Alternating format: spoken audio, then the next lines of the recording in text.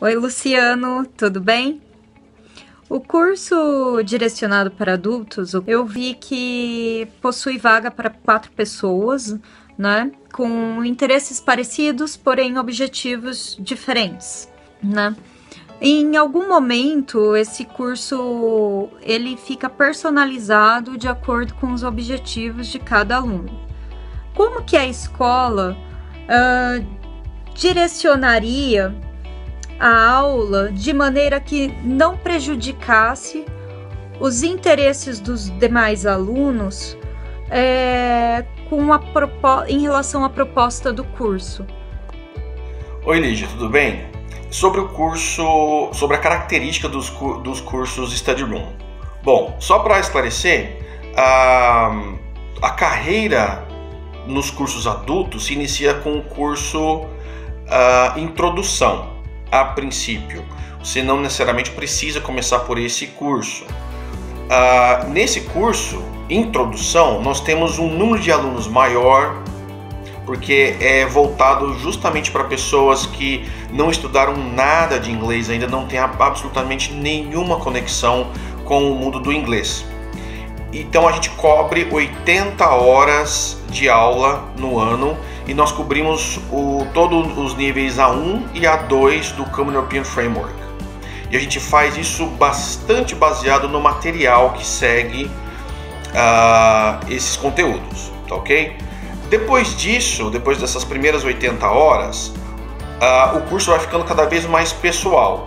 Como assim? Ele vai passar para o curso Pre-Study, que vai ter agora metade do número de alunos, até metade do número de alunos, de 4 a 8 alunos, em que ele vai agora, o curso dele começa a se dividir um pouco entre o material internacional, que também segue o Common European Framework, e começa a trazer para a sala de aula a experiência da English Diet. Então, ao final de cada unidade desse material, existe uma atividade relacionada àqueles conteúdos que foram desenvolvidos naquela unidade, que tem a fonte externa, mas a gente aplica todo o processo, todo o passo a passo da English Diet, com o objetivo de mostrar para os alunos que é possível e é importantíssimo, é indispensável até você utilizar de fontes externas de seu interesse para desenvolver suas habilidades em inglês. Depois disso, nós vamos para o nosso curso mais desenvolvido, que é o Study Room com 4 alunos. Agora, o que acontece nesse curso? Você tem as duas frentes do curso de uma forma bastante equilibrada, e só que muito dependente do perfil de cada curso, o quanto que o professor vai utilizar de material e o quanto que ele vai utilizar da English Diet, e agora a English Diet de forma livre. O que isso quer dizer? Que são os próprios alunos que vão buscar as fontes que serão desenvolvidas por eles mesmos em casa, e eles vão trazer o resultado disso para a sala de aula. Então, agora eu vou entrar na resposta da sua pergunta em relação a isso. Então, você imagina, você está dentro de um grupo desses, 4 alunos por grupo, não é? Os 4 alunos estão seguindo a English Diet em casa e estão produzindo ideias pessoais e exclusivas dentro dos assuntos que elas estão consumindo, de interesse deles. Então, quando eles trazem essa produção para a sala de aula, muito provavelmente, que é o que a gente observa, o que motivou ela a fazer aquela criação foi justamente assuntos específicos de interesse delas, né? Mas que quando elas fazem a produção, que vai se tornando cada vez mais complexa, mais significativa, elas têm de trazer também junto com elas muito das ferramentas que a gente precisa utilizar para apresentar aquela ideia. Então, assim, vamos supor que alguém traga algo extremamente específico de uma área que não tem nada a ver com o seu interesse. Bom, primeiro que é importante, é interessante você ter aquela informação, então já é um input que a gente chama bastante interessante. Não é ativo, porque você está só observando, né? Nessa parte, você está tendo contato como ouvinte, né?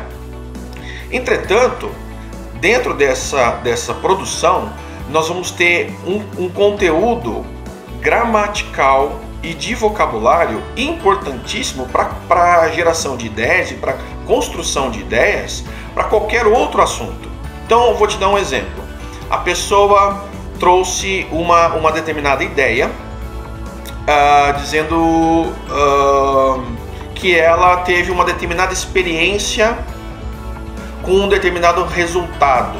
Algo aconteceu e o resultado é bastante importante. Bom, nesse caso é preciso ele utilizar uma estrutura gramatical chamada Present Perfect. Seria Present Perfect Simple, Present Perfect Continuous. Vamos supor que ele tenha errado, que ao invés dele usar, por exemplo, naquele caso o Present Perfect Continuous, ele usou o Present Perfect Simple. Muito bem. Aqui está então um excelente conteúdo para a gente desenvolver durante as aulas com os outros alunos, porque isso é facilmente transferível para qualquer área, para qualquer assunto. Então, a gente percebe que a inspiração para a criação de ideia é bastante específica. A criação passa por esse assunto específico, mas a estrutura ela é super genérica, ela pode ser utilizada em qualquer outro ambiente, né, qualquer outro assunto, e é justamente isso que os outros alunos vão conseguir absorver. Como é que a gente gerencia isso? Então nós vamos ter uma sequência de aulas, por exemplo, falando sobre a diferença entre Present Perfect Simple e Present Perfect Continuous, e obviamente vocês vão ter de criar, né, utilizando essas duas estruturas, só que agora dentro da sua área de atuação, com algo relevante, com algo importante para você, com algo exclusivo até, tá ok? Então, a princípio parece ser uma coisa muito difícil de ser gerenciada, mas não é, ela sempre acaba sendo até bem simples da gente dividir esse conhecimento com os outros membros do grupo, tá ok? Então, talvez essa impressão venha da questão de esperar por um curso totalmente fechado, totalmente concluído, em que a gente é obrigado a seguir certos conteúdos ou uma cronologia bem determinada. No curso Study Room isso não acontece, ele é bem mais livre, entendeu? Então a gente pode falar sobre assuntos que dentro de um material organizado estaria para níveis mais avançados, ou retornar a assuntos mais básicos caso essa seja a necessidade do grupo, tá ok? Então não se preocupe que a gente vai conseguir incluir todos os alunos em todos os assuntos, porque eles sempre trazem uma questão gramatical ou de vocabulário que é facilmente adaptável para qualquer área, tá ok?